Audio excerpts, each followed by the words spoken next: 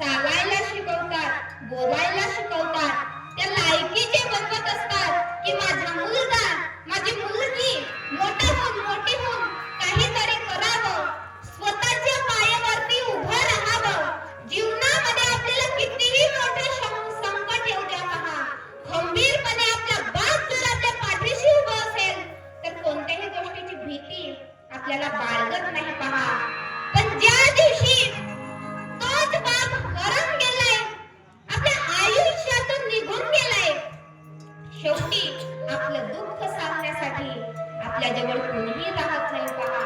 कारण लोक फक्त रडून ऐकत असतात, पण हसून जगाला सांगत असतात. एकदा का आपले आई वडील निघून गेले, शेवटी कोणीही राहत नाही.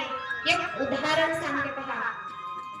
एक 25 वर्षाचा मुलगा आणि त्याचे वडील आणि 2 वर्षाचा नातू. जर तुम्ही लक्ष देऊन ऐकले तेव्हाच तुम्हाला कळणार पहा.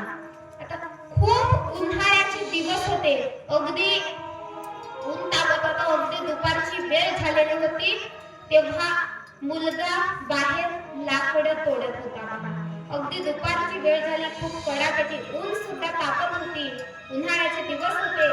तेव्हा वडील बाहेर आला आणि मुलाला म्हणाला, बाळा, अरे खूप ऊन झाली, थोडा वेळ तू सावलीत बस आणि नंतर काम कर.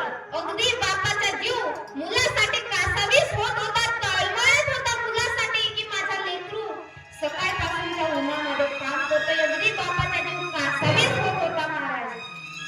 पण मुलगा म्हणतो, बाबा, मला ऊन वगैरे काहीही लागत नाही, कारण माझा प्रपंच, माझी पत्नी, माझा मुलगा मला सांभाळायची आहे.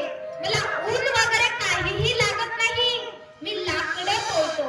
अगदी बापाचा जीव मुलासाठी झुरत होता पहा, अगदी त्याचा जीव मुलासाठी तळमळत होता. तेव्हा वडिलाने स्वतःचा जो 2 वर्षाचा नातू असा सावलीमध्ये बसलेला होता, त्याला उचललं आणि उन्हामध्ये आणून ठेवलं.